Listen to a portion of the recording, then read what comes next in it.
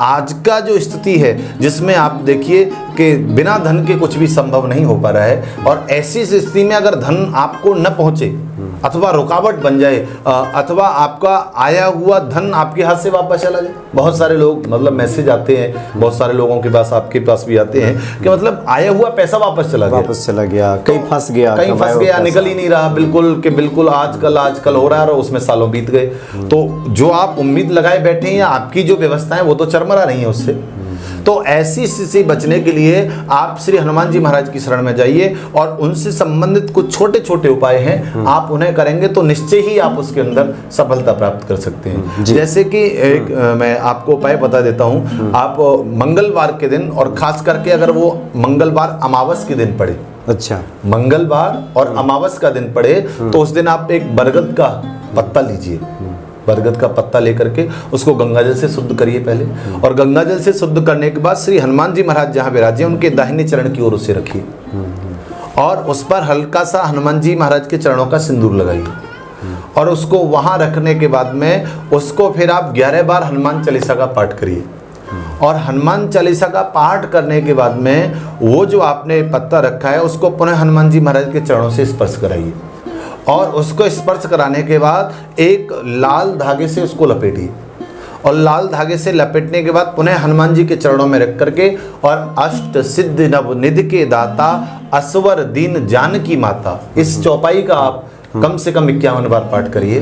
और 51 पाठ करने के बाद में इस चौपाई के पाठ के बाद में उसे हनुमान जी के चरणों में लगा करके यही प्रार्थना करिए, प्रभु मेरे जीवन में जो इस समय आर्थिक समस्याएं चल रही हैं, जो या धन की रुकावटें इस समय बनी हुई हैं, आप उसे दूर करिए। और ऐसा कह करके उस पत्ते को आप उठा करके आप जहाँ भी धन अपना संग्रह करते हैं उस स्थान पर रखिए। अगर आपने कोई ऐसा स्थान नहीं बनाया हुआ है तो आप पॉकेट में जो पर्स रखते हैं आप उसके अंदर उस पत्ते को लाल धागे से लपेट करके रख लीजिए। और ऐसा अगर आप करते हैं तो निश्चय ही श्री हनुमान जी महाराज की कृपा से आपके जो रुके हुए कार्य हैं या जो आपको जो धन नहीं मिल पा रहा है या जिसमें रुकावट बनी हुई है वो निश्चय ही उसकी रुकावट से दूर हो जाएगी। यानी तिजोरी में रख लें या फिर बटुए में, पर्स में रख लें, या अपने बटुआ पर्स जो भी आप रखते हैं आप उसके अंदर उसको रख लें। तो आचार्य जी ये जो बड़ का पत्ता है इसको मंगलवार को ही लोग तोड़ के लाए या पहले से ला के? एक दिन पहले जाकर के आप अभिमंत्रित करिए।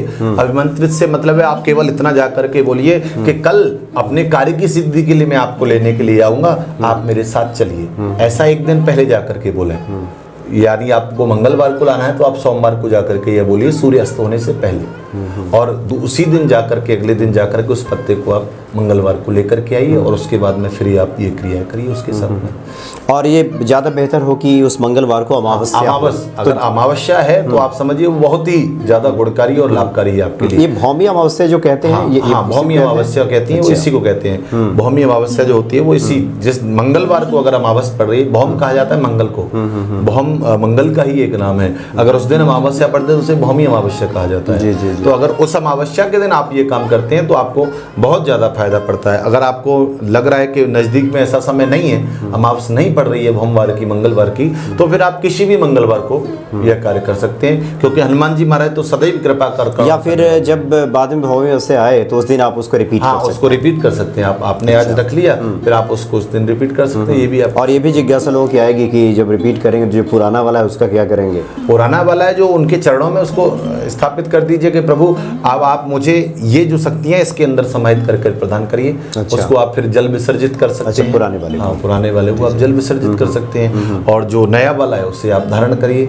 और जब तक अमावस्या नहीं आ रही है तो आप जब भी मंगलवार आपको मिले उसी दिन से आप उसको प्रारंभ कर दीजिए। बड़ा ही सरल और बढ़िया उपाय है कि भक्त इसको करके और अपनी आर्थिक समृद्धि को बढ़ा सकते हैं। बिल्कुल। कुछ ऐसी क्रियाएं होती हैं जिससे आपका जीवन बाधित हो सकता है, लेकिन उस समय आप थोड़ा सा और हनुमान जी के प्रति अपने लगाव को बढ़ाइए और उनके प्रति उपायों को बढ़ाइए तो सब कुछ सही रहेगा। जैसे कि आपको लगता है कि किसी ने कुछ कर रखा है या कोई इस तरह की समस्या है तो आप एक जायफल लीजिए, अच्छा, और उसके ऊपर कामिया सिंदूर, एक तो साधारण सिंदूर होता है जो हनुमान जी को चढ़ाया जाता है, हम लोग चढ़ाते हैं, कामिया सिंदूर होता है।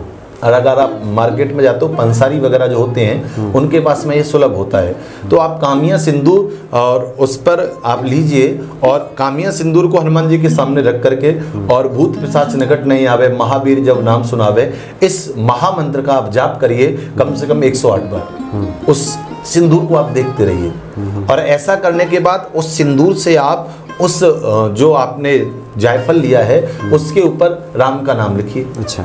उसी सिंदूर से, और राम का नाम लिखने के बाद में आपको, अगर आपको स्वयं को लगता है तो अपने साथ में उसको धारण करके रखिए जायफल को। अगर आपको लगता है आपके किसी स्थान में या किसी व्यापार में इस तरह की कोई रुकावट आ गई है तो आप उसको ऐसे स्थान पर रखिए जहाँ पर आने जाने को वो दिखाई देता रहे। मान लो आपकी दुकान है, आपका रोजगार है, आप उस पर बैठते हैं, आपको लगता है कि ऐसा हो गया, तो ग्राहक के सामने जहाँ उसकी नज़र आए और वो दिखाई दे ऐसी जगह पर उसे राम लिख करके रख दीजिए आप, तो निश्चय ही जो नज़र दोष या इस तरह की अला बलाएं हैं वो सब उससे तुरंत दूर होंगी। हनुमत कृपा से ये सब तुरंत होगा। तो ये सब चीज़ें जीवन में होती हैं और होती रहती हैं। बहुत से लोगों की समस्या होती है कि महाराज जी मेरी जो कुंडली में है और किसी ने ऐसा दोष बता रखता है कि भैया तुम्हें धन प्राप्त नहीं होगा।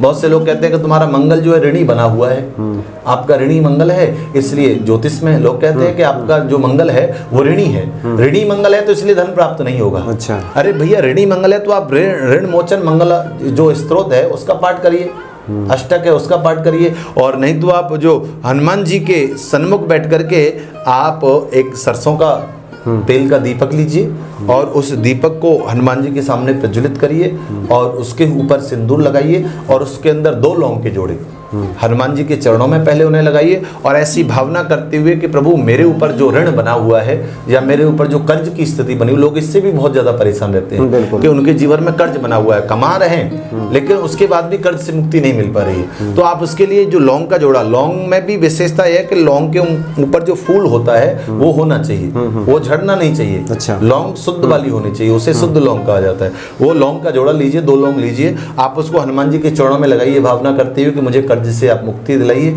आप मुझे ऋण से मुक्त करिए, और ऐसी भावना करते हुए उन दोनों लोगों को उस दीपक के अंदर डालिए जो आपने प्रज्वलित किया हुआ है। और उसके बाद हनुमान चालीसा का इस भावना के साथ में आप पाठ करिए कि मेरा जो कर्ज है वो मुझसे मुक्त हो, मैं कर्जे से मुक्त हूँ, ऋण से मुक्त हूँ। ऐसी भावना करते हुए आप 11 बार हनुमान चालीसा का पाठ करिए और जल को अभिमंत्रित करके पाठ करिए। उस जल को फिर हनुमान जी महाराज के चरणों में समर्पित करिए कि जो मैंने आज कार्य किया है मैं उसको आपके चरणों में इसलिए समर्पित करता हूँ कि मुझे अब ऋण से मुक्त होना है या मुझे कर्जे से मुक्त होना है। ऐसी भावना करके आप करिए तो वो आपका बिल्कुल कार्य करेगा, और आप देखेंगे कि धीरे धीरे आप यह करने से, मंगलवार को अगर आप करते हैं और प्रत्येक मंगलवार यह कार्य करते हैं तो आप पाएंगे कि धीरे धीरे आप पहले से बहुत कम होता जा रहा है, आपके कर्जे की स्थिति बिल्कुल आपकी दूर हो जाएगी और आप एक दिन पाएंगे कि आप कर्जे से मुक्त हो।